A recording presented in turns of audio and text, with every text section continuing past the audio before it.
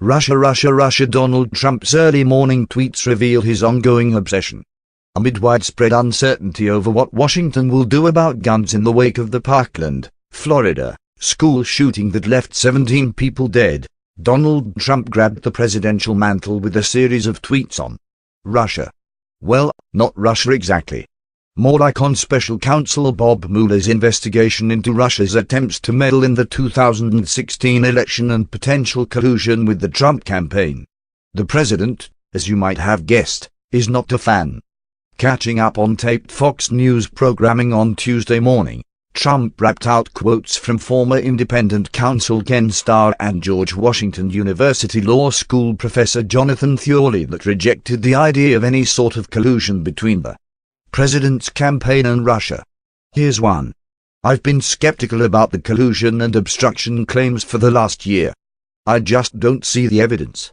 In terms of the collusion, it's all a bit implausible based on the evidence we have. Jonathan Thorley on Fox News. Then Trump went simpler, with just a two-word tweet: witch hunt.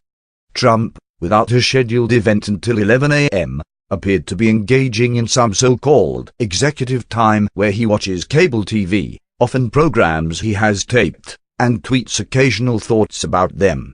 As always, when the president takes to Twitter, it's very much worth paying attention to. After all, Trump's Twitter feed, as I have argued before, is the best window we have ever had into what the nation's most powerful person is thinking and doing at any given moment.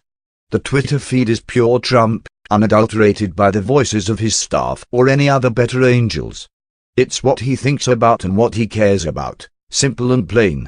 And, on this morning, as on so many mornings before it that was the ongoing Russia probes.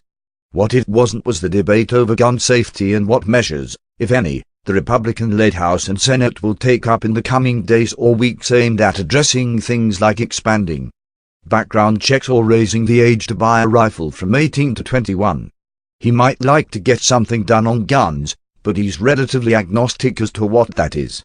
He'd like to sign something, to notch a victory, to get gun legislation passed in the wake of a school shooting, unlike President Barack Obama following the murders at Sandy Hook Elementary School.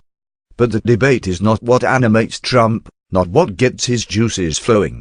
What drives Trump, at least judging by his tweets, is a deep-seated belief that the entire Mueller investigation is nothing more than the result of Democrats, unhappy with the 2016 election results, trying to discredit him. Worth noting, Bob Mueller was named FBI director by Republican President George W. Bush.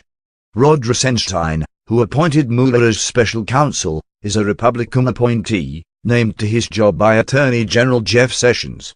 The congressional committees looking into the Russian involvement are all controlled by Republicans. Trump likely knows all of this, and doesn't care. In his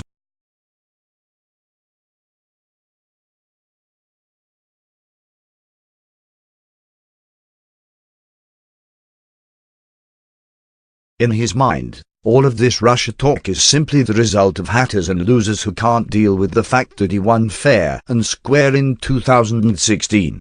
That focusing on Russia again and again and again in tweets complicates Trump's ability and willingness to be an effective leader on other issues, like guns.